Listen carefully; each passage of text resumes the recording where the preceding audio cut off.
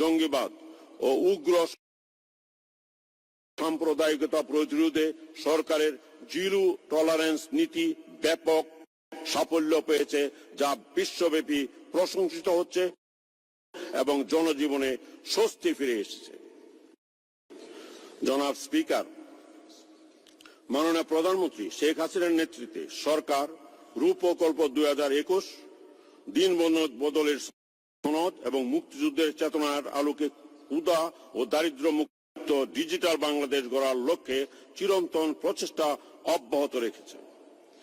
বাংলাদেশের আর্থসামাজিক উন্নয়নের সকল সূচকে রূপকল্পে নির্ধারিত লক্ষ্যমাত্রার চাইতে বেশি সাফল্য অর্জন করেছে। বাংলাদেশ উন্নয়নশীল দেশের শ্রেণীতে উত্তরণের সকল যোগ্যতা অর্জন করেছে। বিশ্বব্যাপী বাংলাদেশের অগ্রযাত্রা বিপুলভাবে প্রশংসিত হচ্ছে। আন্তর্জাতিক অঙ্গনে বাংলাদেশ এখন উন্নয়নের রোল মডেল। সরকারের দক্ষ পরিচালনায় অর্থনীতির সকল সূচকে উল্লেখযোগ্য অগ্রগতি সাধিত হয়েছে। বিগত 2015-16 অর্থবছর থেকে জিডিপির প্রবৃদ্ধির হার 7% উপরে রয়েছে। চূড়ান্ত হিসাব অনুযায়ী 2017-18 অর্থবছরে জিডিপি প্রবৃদ্ধির হার দাঁড়িয়েছে 7.86%। বাংলাদেশ আজ জিডিপি ক্রয় ক্ষমতার ভিত্তিতে বিশ্ব অর্থনীতিতে 33তম এবং জিডিপির আকারের ভিত্তিতে 41তম। বর্তমানে মাথাপিছু জাতীয় আয় $1,751 মার্কিন। বৈদেশিক মুদ্রার রিজার্ভ 32 মিলিয়ন মার্কিন ডলারের উপরে। অপরদিকে মুদ্রাস্ফীতির হার 5.4% নেমে এসেছে। জাতীয় বাজেটের আকার এবং রাজস্ব আহরণের পরিমাণ অনেক গুণ বৃদ্ধি পেয়েছে। জাতীয় বাজেট বর্তমান অর্থবছরে 4,64,573 কোটি টাকা এবং এডিপি 1,73,000 কোটি টাকা নির্ধারণ করা হয়েছে। 2017-18 অর্থবছরের রাজস্ব আদায় হয়েছে 2,30,985 কোটি টাকা এবং চলতি অর্থবছরে 3,39,280 কোটি টাকা লক্ষ্যমাত্রা নির্ধারণ করা হয়েছে। ক্রমবর্ধমান রাজস্ব আহরণের মাধ্যমে নিজস্ব অর্থে আমরা পদ্মা সেতু, বিভিন্ন নদীর উপর সেতু এবং ফ্লাইওভার নির্মাণ সহ অনেক বৃহৎ প্রকল্প সফলভাবে বাস্তবায়ন করছি। আর্থিক অন্তর্ভুক্তি ও ব্যাংকিং খাতের উন্নয়নে ব্যাপক সংস্কার সাধিত হয়েছে। তন্মধ্যে উল্লেখযোগ্য হচ্ছে ইএফটি ব্যবহারের মাধ্যমে সরকারি কর্মচারীদের বেতন ভাতা এবং সামাজিক নিরাপত্তা কর্মসূচির আওতায় ভাতাদি প্রদান, অনলাইন ব্যাংকিং, মোবাইল ব্যাংকিং, 1,75,00,000 প্রান্তিক জনগোষ্ঠীর জন্য 10 টাকায় ব্যাংক হিসাব খোলা ইত্যাদি। ব্যাংক ব্যবস্থার ঋণ প্রদানের সুদের হার কাঙ্ক্ষিত পর্যায়ে হ্রাস পেয়েছে। সুদের নিম্নমুখী প্রবণতা বিনিয়োগ বৃদ্ধিতে ভূমিকা রাখছে। গত 5 অর্থবছরে উন্নয়ন সহযোগীদের সঙ্গে সম্পাদিত চুক্তি অনুযায়ী প্রতিশ্রুতির পরিমাণ প্রায় 50.08 বিলিয়ন মার্কিন ডলার এবং বৈদেশিক সহায়তা ছাড় হয়েছে প্রায় 20 মিলিয়ন মার্কিন ডলার। এ সময়ে মোট 5.43 বিলিয়ন ডলারের বৈদেশিক ঋণ পরিশোধ করা হয়েছে। বৈদেশিক ঋণের স্থিতি বর্তমানে 35.69 বিলিয়ন মার্কিন ডলার, যা আন্তর্জাতিকভাবে অনুসৃত মাপকাঠি অনুযায়ী সন্তোষজনক। জনাব স্পিকার, গত 10 বছরে রপ্তানি আয় প্রায় 4 গুণ বৃদ্ধি পেয়ে 41 বিলিয়ন মার্কিন ডলারে উন্নীত হয়েছে। যুগোপযোগী রপ্তানি নীতি 2018-21 প্রণীত হয়েছে। বর্তমানে 119টি দেশে 744টি পণ্য রপ্তানি হচ্ছে।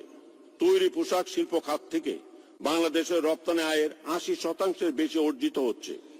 এ শিল্পে 40 লক্ষ শ্রমিক সরাসরি কাজ করে, যার প্রায় 60% স্বল্প সুবিধাভোগী নারী।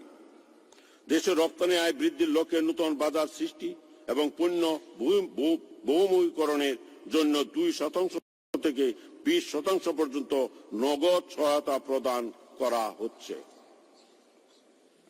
জনাব স্পিকার, অতীতের তুলনায় উল্লেখযোগ্য হারে বিনিয়োগ বেড়েছে।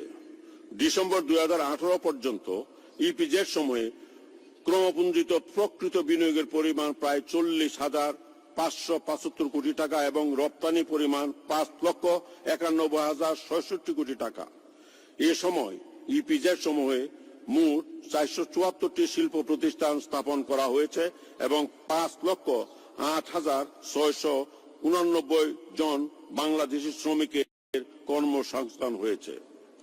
বিনিয়োগ বৃদ্ধি উৎসাহিত করার লক্ষ্যে বাংলাদেশ বিনিয়োগ উন্নয়ন কর্তৃপক্ষ গঠন, বিভিন্ন প্রকার রপ্তানি প্রণোদনা প্রদান, ওয়ান স্টপ সার্ভিস চালু সহ ইজ অব ডুইং বিজনেসের জন্য সর্বাত্মক পদক্ষেপ গ্রহণ করা হয়েছে। জানুয়ারি 2014 হতে ডিসেম্বর 2018 মেয়াদে বিনিয়োগ উন্নয়ন কর্তৃপক্ষে প্রস্তাবিত মোট বিনিয়োগের পরিমাণ প্রায় 89 বিলিয়ন মার্কিন ডলার। বাংলাদেশ অর্থনৈতিক অঞ্চল কর্তৃপক্ষ বেজা কর্তৃক 2030 সালের মধ্যে প্রায় 30,000 হেক্টর জমির উপর 100টি অর্থনৈতিক অঞ্চল স্থাপনের কার্যক্রম চলমান রয়েছে। মাননীয় প্রধানমন্ত্রীর আহ্বানে উল্লেখযোগ্য সংখ্যক দেশি বিদেশি বিনিয়োগকারী অর্থনৈতিক অঞ্চলে শিল্প স্থাপনের উদ্যোগ গ্রহণ করেছে। চীন, জাপান ও ভারতের জন্য পৃথক পৃথক অর্থনৈতিক অঞ্চল সংরক্ষণ করা হয়েছে। জনাব স্পিকার, বিগত 10 বছরে শিল্প খাতে অভাবনীয় প্রবৃদ্ধি অর্জিত হয়েছে। অর্থনীতির অতি গুরুত্বপূর্ণ খাত হিসাবে পোশাক শিল্পে সরকারের সর্বোচ্চ সহযোগিতা অব্যাহত রয়েছে। বর্তমানে তৈরি পোশাক শিল্পে কর্মরত শ্রমিকদের ন্যূনতম মজুরি 8,000 টাকায় উন্নীত হয়েছে। পায়রা বন্দর এলাকায় জাহাজ নির্মাণ ও মেরামত শিল্প স্থাপন এবং বরগুনা জেলায় জাহাজ পুনঃপ্রক্রিয়াজাতকরণ শিল্প স্থাপনের কার্যক্রম চলছে। ফেঞ্চুগঞ্জের শাহজালাল ফার্টিলাইজার কারখানার বাণিজ্যিকভাবে বার্ষিক 5.8 লক্ষ মেট্রিক টন গ্রানুলার ইউরিয়া সার উৎপাদন শুরু হয়েছে। হাজারীবাগ ট্যানারি শিল্প সমূহকে চামড়া শিল্পনগরী সাভারে পরিবেশ বান্ধব স্থানে স্থানান্তর করা হয়েছে। ইতিমধ্যে সেখানে 115টি শিল্প প্রতিষ্ঠান স্থানান্তরিত হয়েছে, উৎপাদন শুরু হয়েছে। শুধু শিল্পের কাঁচামাল উৎপাদনের লক্ষ্যে মুন্সিগঞ্জের গদারিয়ায় অ্যাক্টিভ ফার্মাসিউটিক্যাল ইনগ্রেডিয়েন্টস শিল্প পার্ক প্রতিষ্ঠা করা হয়েছে।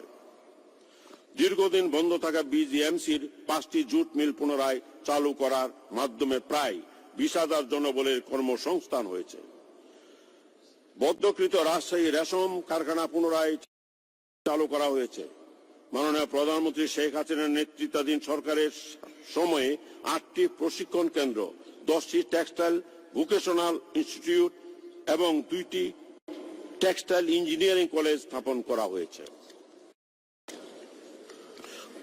পাট খাতের উন্নয়নের জন্য 250 প্রকার দৃষ্টিনন্দন বহুমুখী পাট পণ্য তৈরি করা হয়েছে, যা দেশে ব্যবহারের পাশাপাশি বিদেশেও রপ্তানি করা হচ্ছে। পাট হতে বিস্কস উৎপাদন এবং পলিথিনের বিকল্প সোনালী ব্যাগ উৎপাদনের কার্যক্রম গ্রহণ করা হয়েছে। বিগত 10 বছরে দেশে বিদেশে ব্যাপক কর্মসংস্থানের সুযোগ সৃষ্টি হয়েছে।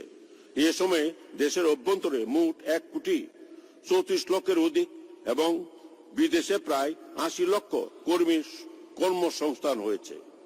তন্মধ্যে বিগত 5 বছরে 34,82,000 কর্মী বিদেশ গমন করায় প্রায় 73 বিলিয়ন মার্কিন ডলার রিমিটেন্স অর্জিত হয়েছে। এ সময় বিভিন্ন দেশে 19টি শ্রম উইং খোলা হয়েছে। জনাব স্পিকার, অর্থনৈতিক উন্নয়নের পাশাপাশি দারিদ্র্য বিমোচন ও সামাজিক উন্নয়নেও সরকারের অর্জন ছিল লক্ষণীয়। 130টি সামাজিক নিরাপত্তা কর্মসূচির আওতায় 76,32,000 ব্যক্তি বা পরিবারকে সহায়তা প্রদান করা হয়েছে। এই খাতে বরাদ্দ চলতি অর্থ বছরের 64,177 কোটি টাকায় উন্নীত হয়েছে, যা বাজেটের 13% বেশি। ফলে দারিদ্র্যের হার 2010 সালে 31.5% থেকে 2018 সালে 21.8% এবং হতদরিদ্রের হার 17.6% থেকে 11.3% হ্রাস পেয়েছে। এ সময়ে আয় বৈষম্যের হারও সন্তোষজনকভাবে হ্রাস পেয়েছে। বাংলাদেশ খাদ্যশস্য উৎপাদন শুধু সম্পূর্ণতায় অর্জন করেনি, বরং উদ্বৃত্ত খাদ্যশস্যের দেশ হিসাবে বিশ্বে পরিচিতি লাভ করেছে। বাংলাদেশ খাদ্যশস্য উৎপাদনে বিশ্বে দশম, চাল উৎপাদনে চতুর্থ, সবজি উৎপাদনে তৃতীয়, আম উৎপাদনে সপ্তম এবং আলু উৎপাদনে অষ্টম স্থান অর্জন করেছে। দানাদার খাদ্যশস্য উৎপাদন বর্তমানে 4,13,25,000 মেট্রিক টনে উন্নীত হয়েছে।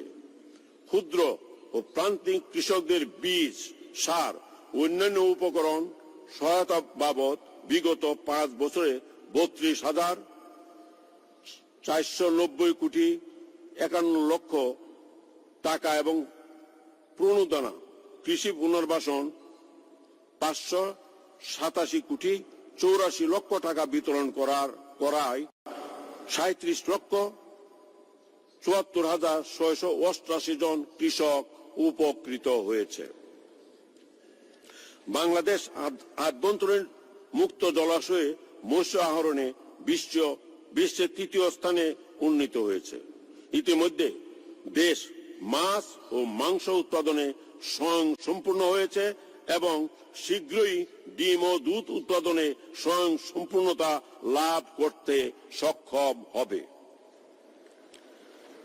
খাদ্য নিরাপত্তা নিশ্চিতকল্পে বিগত 5 বছরে বিভিন্ন ধরনের আধুনিক খাদ্য গুদাম নির্মাণের ফলে ধারণ ক্ষমতা বর্তমানে 21 লক্ষ মেট্রিক টনে উন্নীত হয়েছে।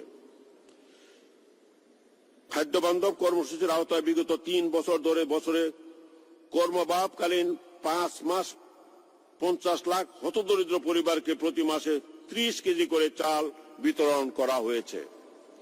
জনাব স্পিকার, গত 5 বছরে দেশের মোট 30,000 একরের অধিক অকৃষি খাওয়ার জমি 582টি প্রতিষ্ঠানের অনুকূলে এবং 47,000 একরের অধিক কৃষি খাওয়ার জমি 97,450টি ভূমিহীন পরিবারের অনুকূলে বন্দোবস্ত প্রদান করা হয়েছে।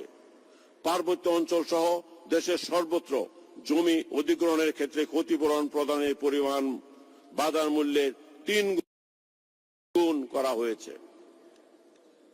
2009 সালে জলবায়ু পরিবর্তন কৌশলপত্র ও কর্ম পরিকল্পনা তৈরি করা হয়েছে। নিজস্ব অর্থায়নে প্রায় $400 মিলিয়ন বাংলাদেশ জলবায়ু পরিবর্তন ট্রাস্ট ফান্ড গঠন করা হয়েছে। এই তহবিলের আওতায় বিগত 10 বছরে 3,150 কোটি টাকা 673টি প্রকল্প গ্রহণ করা হয়েছে। এই সকল প্রকল্পের মাধ্যমে উপকূল রক্ষাবাদ, সাইক্লোন সেন্টার কাম স্কুল, ঘূর্ণিঝড় সহিষ্ণু গৃহ নির্মাণ এবং